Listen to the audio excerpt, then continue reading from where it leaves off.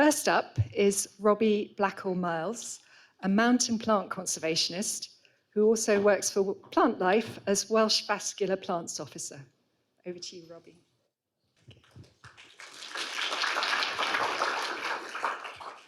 Hey. This is me. I am critically endangered. Why am I critically endangered? I'm one of only 2 people in Wales that does rope access vascular plant surveys.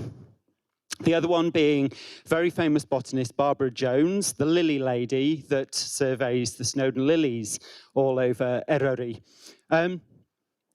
I am, as Julia said, the vascular plants officer for an absolutely amazing new project called Natur am Beth. A lot of people that know me already will know that I've worked with montane plants, not just in Britain, but all over the world. And recently, well, almost exactly 12 months ago, I took this job working for the charity Plant Life, where we, as part of the Rethink Nature Partnership, are emulating the projects Back from the Brink, which you may well all know, and now the partnership project Species on the Edge, with a Welsh version of them both called Natur am Beth. Natur am Beth means nature forever. And we are funded by the National Heritage Lottery Fund. Natur am Beth is Wales's largest nature recovery project. It has mini projects, well, not so many projects, literally all over Wales. We are not just about plants. Because of the fact that we're in partnership with Natural Resources Wales and 9 other ENGOs across Wales, we are working for the conservation of some of Wales's most threatened species.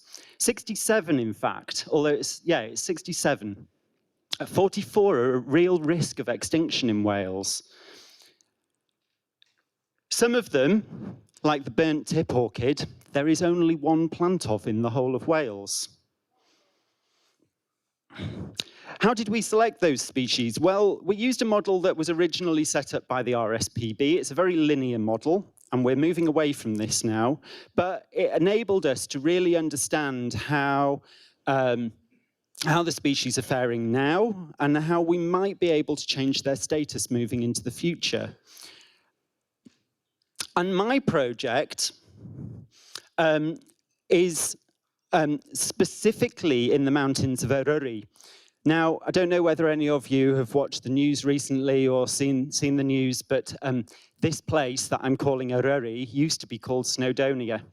And with a specific mountain, the highest mountain in England of Wales, Yr Wyddfa. You'll have to get your tongues around that, I'm afraid. It used to be called Snowdon. Actually, it's been called Snowdon for a very long time, so you wouldn't be far wrong in calling it that, but it was called Yr Wyddfa beforehand. So Tylwyth Mynydd Eryri is called the mount. It translates to the mountain jewels of Snowdonia, and the plants that I'm working with Bug Life and Natural Resources Wales are the Arctic alpine plants and 2 invertebrates. So I'm sorry to bring a beetle and a clam into this room, but I have 2 invertebrates in my bag of species. How did we choose them? Well, we chose them using that species recovery curve, and we created a matrix to enable us to really pick out the plants and invertebrates that we wanted to work with. We looked at where they're at now and where we could get them to be using that species recovery curve, and we came up with this kind of incredible and not so very credible chart, and a list of the drivers of decline for these species. And if you just look down that list, you can see that very often with them, they are being impacted by the same drivers. Holly fern, it was absolutely over-collected by Victorian botanists. really, really heavily impacted by inappropriate grazing, and but pretty static in Wales, and there's just a couple of sites where the populations are quite strong. So although it's a species on our list, it's currently considered to be vulnerable in Wales.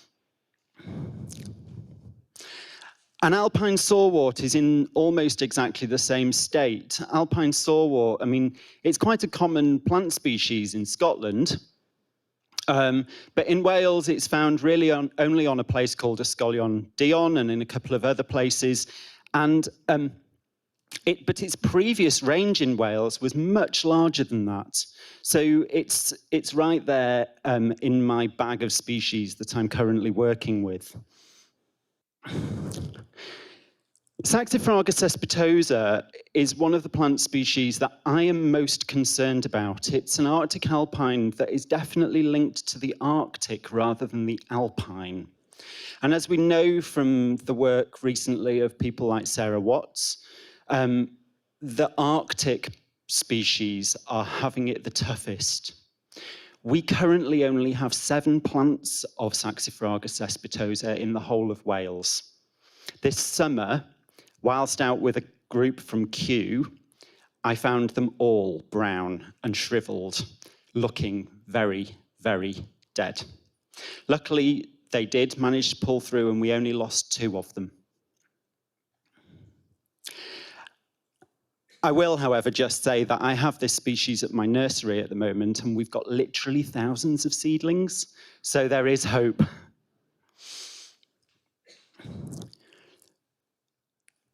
This is alpine mouse ear, and 11 plants of it in Wales. This is a species that's only at one site in Wales as well.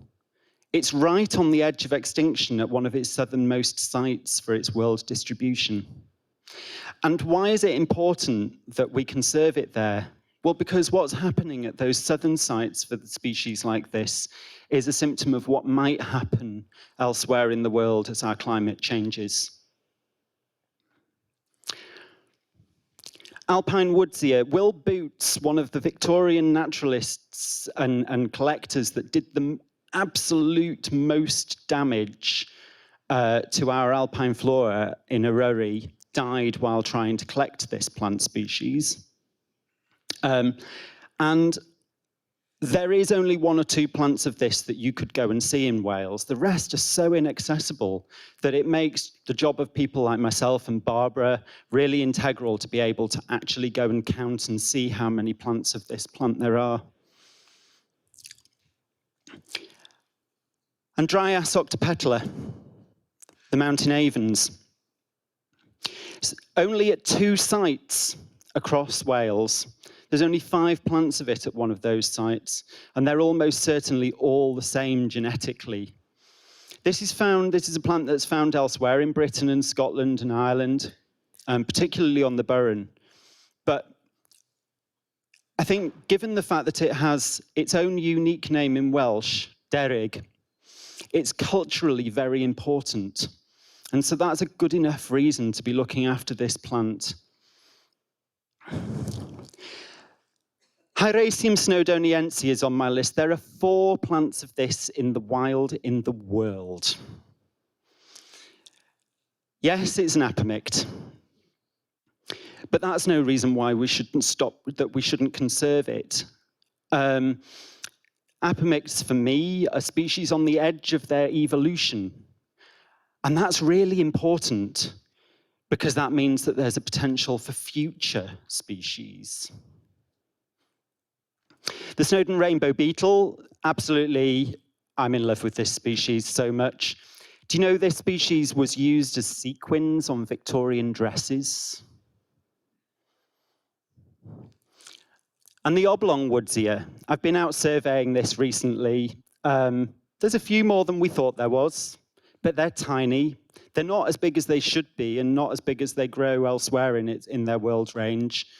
And they might be the same plants that were being seen 100 or more years ago, which means that there's almost no recruitment of these plants. And the Arctic pea clam. Again, such an obscure thing. It's only in 5 lakes in Wales. And I found a new plant of this, which was a big thing recently. But it's only at 2 sites. In Scotland, it's everywhere. And it's so tasty for things like goats and sheep to eat that it doesn't manage to get off its ledges in Wales. And this one, finally, Saxifraga rosacea, extinct in the wild in Wales, last seen in 1967, collected by the man that found it, and we luckily still have it in cultivation from that collection all the way back then. I have it at my nursery, and currently I have about 60 plants of it, all just waiting to go back into the wild. And a whole bunch of other species I'm working with, literally loads of them, the ones that share the habitats of our target species for my project. And how are we going to do all of that? How are we going to preserve all those species? Well, it's not going to be through showing you pretty pictures of flowers, I can tell you that. We're going to be working with our local hospitals. We're going to be working with our local mountain rescue teams. We're going to be working with the British Army. We're going to be working with people like Chris here, who is one of the BBC Natural History Film Unit's drone cameraman and worked with me on the recent David Attenborough series, Green Planet. He's going to be doing drone surveys of the highest cliffs for us so that we can identify the best places to go and check out, to see if any of our target species are there. We're going to create a garden on the highest mountain in England and Wales at about 800 meters in altitude to enable us to cultivate some of these things in a place where people can see them and where they can spread from to be able to recolonize a landscape that they've been extirpated from.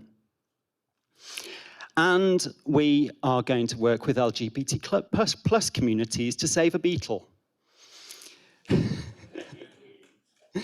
We are going to get gay men and women and transgender people from every walk of life out onto the highest mountain in England and Wales to do the biggest ever survey for a rainbow.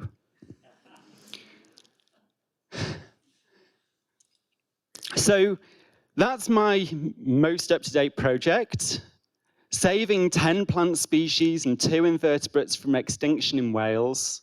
I'm doing it with the help of the National Heritage Lottery Fund. I'm doing it with the help of National Lottery players, because they're the people that put the money into the National Heritage Lottery Fund. And I'm doing it with an awful lot of help from an awful lot of other people. Thank you.